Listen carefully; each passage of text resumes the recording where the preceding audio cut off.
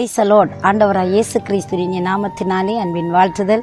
கர்த்தருடைய பிள்ளைகளே, நாங்கள் ஆண்டவரை நோக்கி பார்க்கிற ஒவ்வொரு நிமிஷமும் நம்முடைய தெய்வன் நமக்கு பலனாய், நமக்கு அடைக்கலமாய், கோட்டையாய், அவர் துருகமாய் நம்மோடு கூட இருக்கிற நல்ல ஆண்டவராய் இருக்கிறார்.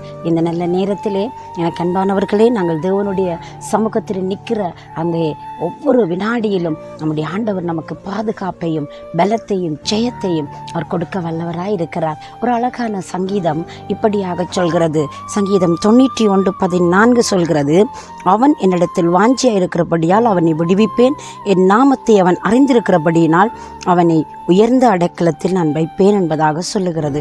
ஆண்டவர் தாமே நம்மை உயர்ந்த அடைக்கலத்தில் வைத்து நம்மளை அவர் பாதுகாக்கிற கர்த்தராய் இருக்கிறார். பாருங்க பிரியமானவர்களே, இந்த கோழி எப்போவுமே தன் குஞ்சுகளுக்கு அது பாதுகாப்பை கொடுக்கறதுக்கு அது அங்கே எப்போவுமே மறந்து போகிறதும் இல்லை, அது அசதியாக நிற்கிறதும் இல்லை. அங்கே பாருங்கள், சின்ன குஞ்சில் இருக்கும் பொழுது அந்த கோழி, தாய்க்கோழியானது அவ்வளவு பாதுகாப்பை கொடுத்து தன் சிறகால மூடி அவ்வளவு பத்திரமாக பவ்யமாக அது காத்து நடத்துது. பாருங்களேன், இந்த சாதாரண ஒரு பறவைக்கு இவ்வளவு ஒரு ஞானம், இவ்வளவு ஒரு பலம் இருக்குது. பாருங்களேன், அதுக்கு அங்கே ஒரு பிராந்து வருகிற பொழுது அது எதிராய் போய் அங்கே மிகவும் வேகமாய் அங்கே அது பாய்ந்து, அது மட்டுமல்ல தன்னுடைய சட்டைகளை மூடி தன் குஞ்சுகளுக்கு சத்தத்தை கொடுத்து தன்னிடத்திலே கூட்டி சேர்க்கிற விதத்தை பார்த்தா எவ்வளோ ஒரு ரசனையாக இருக்கிறது. எனவே இந்த உலகம் ஒரு கெச்சிக்கிற சிங்கத்தை போன்று நம்மளை அங்கே விழுங்க பார்க்கிறது, நம்ம பயப்படுத்துகிறது. ஆனால் அந்த கெச்சிப்புக்கள், அந்த பயங்கள் எல்லாவற்றிலும் நம்மை தப்புவிக்க நம்முடைய ஜூத ராஜ சிங்கமாகிய தெய்வம் நம்மோடு கூட இருக்கிறார். எனவே நம்ம பயப்படுத்தவே இல்லை. இன்னொரு பக்கம் சொல்லுகிறது, யாரை விழுங்கலாம் என்று அவன் வகை தேடி சுற்றி திரிகிறான். தீமையான வல்லமைகள், தீமையான சக்திகள் நம்மை விழுத்தாட்டி, நம்மளை நாசப்படுத்தி, நம்மை அழிவுக்கு கொண்டு போவதற்கு, எங்களை விழுங்குவதற்கு அவன் வகை தேடி சுற்றி திரிகிறான் என்று சொல்லப்படுகிறது. எனவே இந்த உலகத்தில் நம்மளுக்கு பாதுகாப்பு என்று எதுவும் இல்லாத போது மனிதனுடைய ஆவி, ஆத்மா, சரீரம் என்ற 3 வஸ்துக்களையும் பாதுகாக்கக்கூடிய ஒரே ஒருவர் நம்முடைய ஆண்டவராய் இயேசு கிறிஸ்து. ஏன் நான் அப்படி சொல்லுகிறேன் தெரியுமா?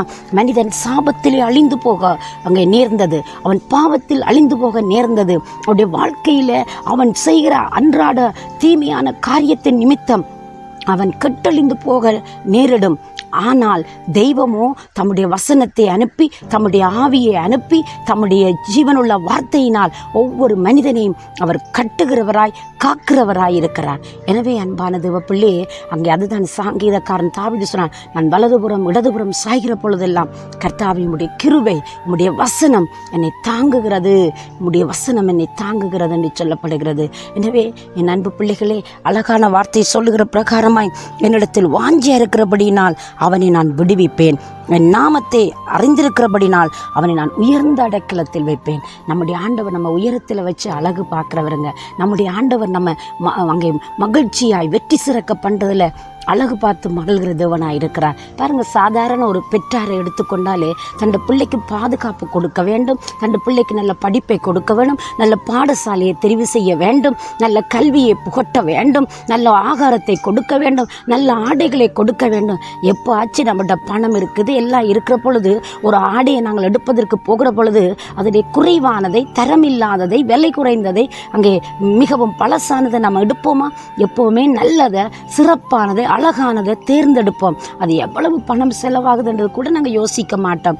அப்படி எங்களோட பிள்ளைகளுக்காக மாமிசமும் இரத்தமும் பாவமும் உள்ள இந்த மனிதர்களாகிய நாங்களே எங்களோட பிள்ளைகளுக்காக இப்படி சிந்திக்கிற பொழுது, இந்த உலகத்தை படைத்து அண்ட சராசரங்களை உண்டாக்கி ஆளுகிற தகப்பன் எனக்காக, உங்களுக்காக எத்தனை நன்மையை செய்ய முடியும் தெரியுமா?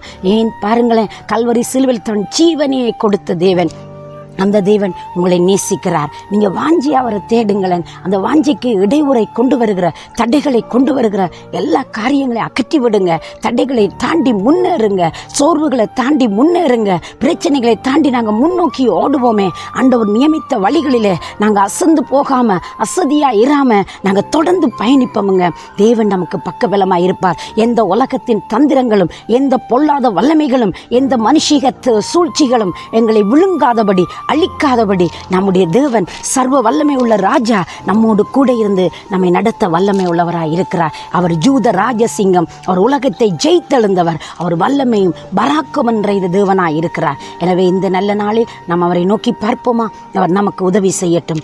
பரிசுத்தம் நிறைந்த நல்ல ஆண்டவரே, இயேசுவண்ட நாமத்தில் உம்முடைய பிள்ளைகள் உம்மை நம்பி உம்மை சார்ந்து கொள்கிறபடினால் உம்முடைய கிருபையும் இரக்கமும் தயவும் உம்முடைய மக்களை சூழ்ந்து கொள்ளும்படி நான் ஜெபிக்கிறேன். ஒவ்வொருவரையும் ஆசீர்வதி, தேவைகள் சந்திக்கப்படட்டும் அப்பா. உம்முடைய பிள்ளைகளுக்கு அடைக்கலமும் பலனுமாயிருந்து நீரே நடத்தி செல்லும்படி இயேசுவின் நாமத்தை ஜெபிக்கிறேன் ஜீவனுள்ள நல்ல பிதாவே. ஆமேன், ஆமேன். தேவன் தாமே உங்களை நிறைவாய் ஆசீர்வதிப்பாராக. God bless you.